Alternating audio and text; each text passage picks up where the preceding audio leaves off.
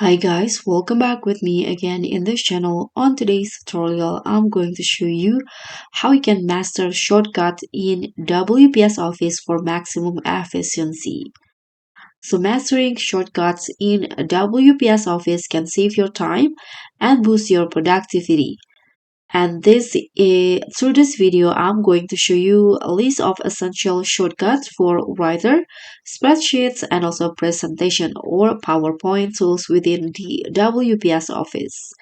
So first, for the general shortcuts across all of the WPS Office tools, so it can be used on slides, sheets, and also docs.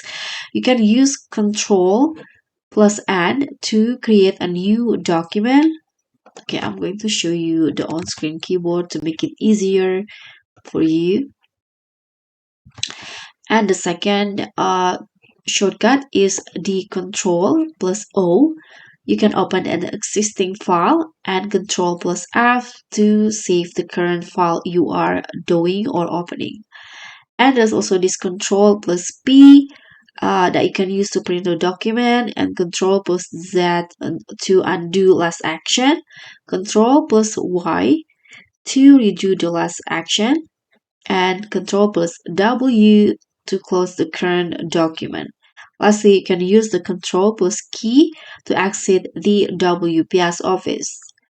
And there's also this shortcut only for docs. So if you are using the WPS Writer or docs, you can use Control plus B to bold selected text, and I to make it italicized, and U to make to add underline, and Control plus Shift plus C or V to copy and paste formatting.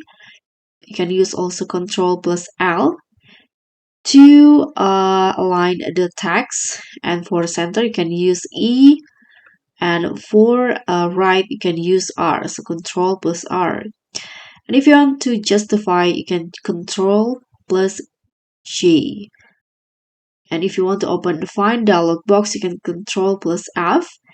Lastly, you can change the font size using Control, Shift, and then the P letter. And for the spreadsheets or sheets in here, there's this. If you want to create a table, you can use Control plus T on the keyboard. And you can also insert current date using Control plus the semicolon. If you want to insert current time, you can just add Shift, so Control, Shift, and semicolon. And if you want to navigate to the age of data, you can use Control and then use the arrow keys. And next, for the shortcut of WPS presentation or slides, you can add a new slide using Control plus M. And if you want to duplicate the selected slide, you can use Control plus D.